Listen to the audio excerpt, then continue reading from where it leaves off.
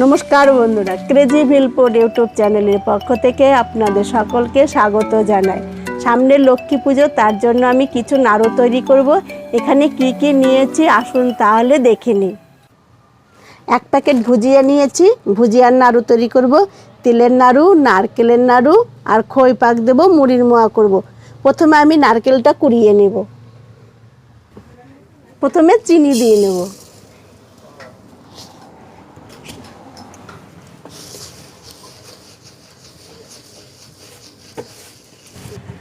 চিনিটা গলে গেছে, এখন তিলগুলো দিয়ে দেব। লাইক, শেয়ার, কমেন্ট করতে ভুলবেন না আর আমাদের চ্যানেলটাকে সাবস্ক্রাইব করে বেল আইকন অপশনটি অলে সেট করে রাখবেন।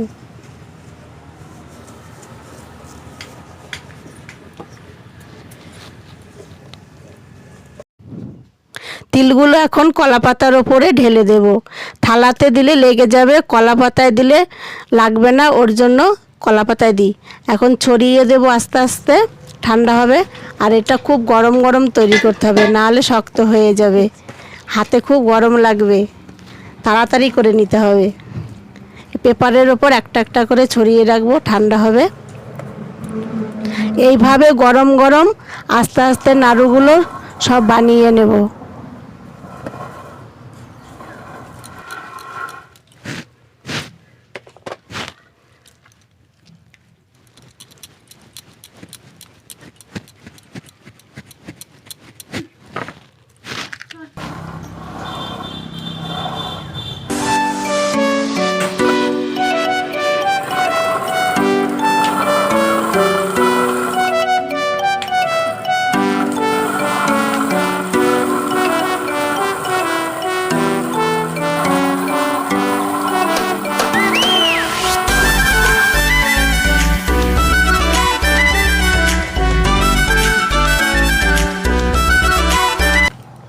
এই দেখুন কি সুন্দর ভুজিয়ার নাড়ু তৈরি করেছি। তাহলে কিভাবে নাড়ু তৈরি করেছি এই দেখুন।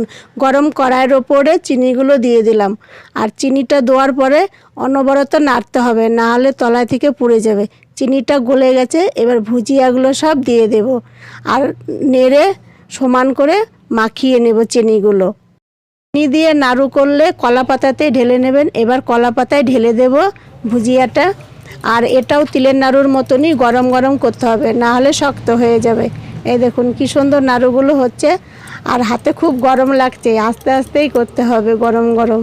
সুন্দর সুন্দর হলুদ রঙের নাড়ুগুলো দেখতে লাগছে। তাহলে বন্ধুরা আজকের মতন এই পর্যন্ত, আবার দেখা হবে নতুন রেসিপির সঙ্গে।